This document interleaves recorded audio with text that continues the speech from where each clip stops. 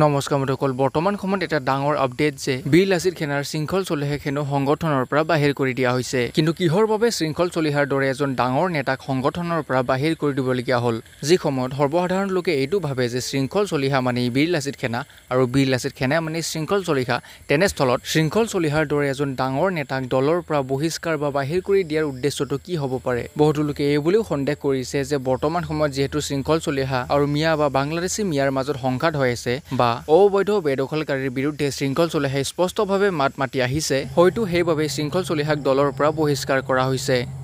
এতিয়া কথাটো হৈছে কি যদি বাংলাদেশ সুৰক্ষা দিম বুলি ইয়াত হুমকি দিয়ে তেন্তে আমি হুমকি দিম আমি ইয়াত নিদিও থাকিব যদি যুদ্ধ হয় হ'ব যি পৰ্যায়ৰ যুদ্ধ হয় এই যুদ্ধলৈ আমি সাজু আছো আৰু শুনক মানুহখিনি বচাব লাগিব তাৰ কাৰণে যুদ্ধ হ'ব প্ৰয়োজনত হেংদাং হ'ব আৰু প্ৰয়োজনত যদি বিকল্প কিবা চিন্তা কৰিবলগীয়া বিকল্প কিবা চিন্তা হ'ব কিন্তু যুদ্ধটো হ'ব এই কথা বতৰাবিলাকে এটা স্পষ্ট ইংগিত দিছে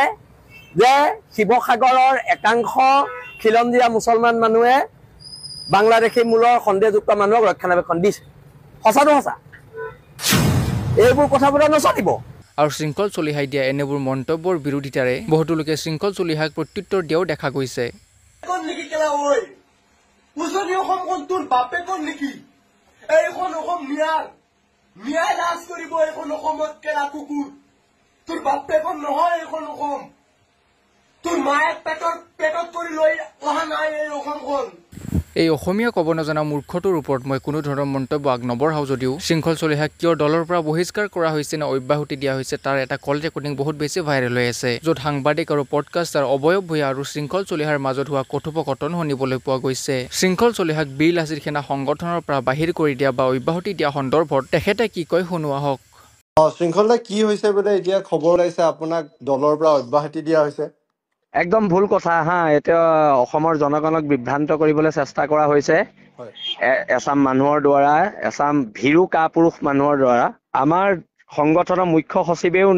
নিজে ইয়াৰ আগতে 3 মাহ অব্যাহতি লৈছিলে নিজৰ ব্যক্তিগত কাৰণত মোৰো শাৰীৰিকভাৱেও মই দুৰ্বল আৰু মোৰ ভণ্টি ডুবাইত থাকে তাই ডুবাইৰ পৰা আহি আছে মই তাইক 1 মাহ সময় দিব লাগিব আমি অলপ ফুৰিব যাম আৰু মই সেই কাৰণে এইকেইদিন মই সংগঠনক সময় দিব নোৱাৰাৰ বাবে মই নিজে অব্যাহতি বিচাৰিছো আৰু মোক তথাপিতো অব্যাহতি নিদিলে মোক সাময়িক বিশ্ৰাম দিছে আৰু যদি প্ৰয়োজনত দেশ জাতিৰ সংকট হয় মই তেতিয়া মই পুনৰ আকৌ সামাজিক জীৱনলৈ ঘূৰি আহিম আৰু এই 1 মাহ মই ব্যক্তিগত কামত অকমান মই সময় দিম আৰু যি মানুহে ভাবিছে যে বীৰ লাচিত সেনাক দুৰ্বল কৰিব বীৰ লাচিত সেনা শক্তিক ভাগ কৰিব তেওঁলোকৰ এনেকুৱা মনসা পূৰ্ণ নহয় বীৰ লাচিত সেনা এটা একত্ৰিত শক্তি আৰু একত্ৰিত শক্তি সদায় থাকিব আৰু মই কেন্দ্ৰীয় সমিতিক ধন্যবাদ জনাইছো মোক বিশ্ৰাম দিয়াৰ বাবে মই যোৱা এবছৰৰ পৰা বিশ্ৰাম বিচাৰি আছিলো কিন্তু মোক দিয়া নাছিলে আৰু দিয়াৰ বাবে মই ধন্যবাদ জনাইছো কেন্দ্ৰীয় সমিতিৰ মুখ্য সচিব ৰন্তু পানীফুকন ডাঙৰীয়া সভাপতি হেমন্ত বৰা ডাঙৰীয়া আৰু মুখ্য সাংগঠনিক সচিব হৰ কুমাৰ গগৈ ডাঙৰীয়ালৈ মই ধন্যবাদ জনাইছো আৰু হৰকো লৈ যাম নেকি ফুৰিবলৈ মোৰ লগত কিন্তু বৰ্তমান সময়ত সম্পূৰ্ণভাৱে যিমানখিনি নিউজ চেনেল আছে তাতে এইটো এটা কি বুলি ক'ব ৰাজনৈতিক কনস্পিৰেচি কৰা বুলি অভিযোগ কৰি আছে সেই কথাটো কি ক'ব শুনক তলখাপৰ মানুহে তলখাপৰ কামেই কৰিব বীৰ লাচিত সেনাৰ যিটো সত্তাটো কোনো ভাঙিব নোৱাৰে বীৰ লাচিত সেনাৰ এইটো সত্তা সদায় একত্ৰিতভাৱে থাকিব আৰু আমি একত্ৰিত হৈ ছাৰ্ভিচত এখন ঐক্যবদ্ধ যুঁজ দিম আৰু এটা কথা কওক যে আজিৰ তাৰিখত যি এটা অসমীয়া মিয়াৰ যিখন যুঁজ চলিছিল বা বিগত কেইটামান দিনত যি শৃংখল চলীয়া হেডলাইনৰ মাজত আছিল সেই সময়ত আজি এই বিৰতিটো এনেকুৱা এটা সময়ত লোৱাটো আপুনি সঠিক বুলি ভাবেনে নহয় মোৰ প্ৰয়োজনীয়তা আহিছিলে কিন্তু আন্দোলন চলিব বীৰ লাচিত সেনা সত্তাটোৱে আন্দোলন কৰি থাকিবতো বীৰ লাচিত সেনা সত্তাটোৱে বাংলাদেশীৰ বিৰুদ্ধে আন্দোলন কৰি থাকিব কোনোবাই কিবা ৰাজনৈতিক দলৰ সভা পাতি পেলাই তাত কিবা সিদ্ধান্ত ল'ব আমি মানি ল'ম নি চলিব যুদ্ধ চলি যাব দেশ আৰু জাতিৰ কাৰণে অসম নামৰ মাজনীৰ কাৰণে যিখন সংগ্ৰাম কৰিব লাগে এখন সংগ্ৰাম চলি যাব আৰু মই কৈছো নহয় যেতিয়াই বিপদ হয় নৰিয়া গাৰে হলেও দেশ আৰু জাতিৰ কাৰণে ওলাই আহিম সেই ক্ষেত্ৰত ইয়াতে কোনো ধৰণৰ কনস্পিৰেচি নাই আপুনি নিজৰ শৰীৰৰ বাবেহে বা স্বাস্থ্যৰ বাবেহে শৰীৰৰ বাবে মোৰ ভণ্টি আহি আছে দুটা কথা মোৰ অকমান গাটো বেয়া মোৰ ভণ্টিও আহি আছে আৰু তাইক সময় নিদিলে তাই মোৰ লগত খুব কাজিয়া কৰিব মই তাই খুব কাজিয়া কৰে সৰুৰ পৰা তাই মই একে লগৰটো আৰু তাই খুব কাজিয়া কৰে সেইকাৰণে মই মানে একদম যাবই লাগিব তাইক টাইম দিব লাগিব আৰু তাইক অলপ ফুৰাই মেলি আনিব লাগিব তাই প্ৰায় 2-3 বছৰৰ পিছত ঘৰলৈ আহিছে ঠিক আছে আপোনাৰ স্বাস্থ্য ভালে থাকক ধন্যবাদ। টিভি আৰু সামাজিক মাধ্যমত পুনৰ দেখা পাম বুলি আশা থাকিল। একদম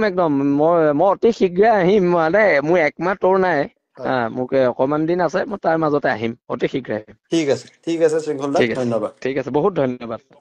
গতিকে এই ভাইৰেল কল ৰেকৰ্ডিঙৰ পৰা আমি স্পষ্টভাৱে জানিব পাৰিছোঁ যে শৃংখল চলিহাক বীৰ লাচিত সেনা সংগঠনৰ পৰা সম্পূৰ্ণৰূপে বাহিৰ কৰি দিয়া হোৱা নাই বা অব্যাহতি দিয়া নাই। তেখেতক মাত্ৰ কেইদিনমানৰ কাৰণে সংগঠনৰ দায়িত্বৰ পৰা মুক্ত কৰা হৈছে, যাতে তেখেতে ব্যক্তিগত জীৱনত সময় দিব পাৰে। আপুনি বাৰু শৃংখল চলিহাক ভাল পায় নে বেয়া পায়, বা কিহৰ কাৰণে ভাল পায় বা কিহৰ কাৰণে বেয়া পায়, সেয়া কমেণ্ট কৰি নিশ্চয় জনাব। অসমীয়া ইউটিউবাৰ, ছ'চিয়েল মিডিয়া ইনফ্লুৱেঞ্চাৰসকলৰ লগতে বিভিন্ন ধৰণৰ ট্ৰেণ্ডিং আপডেটবোৰ পাই থাকিবৰ বাবে ছাবস্ক্ৰাইব কৰক এই চেনেলটো।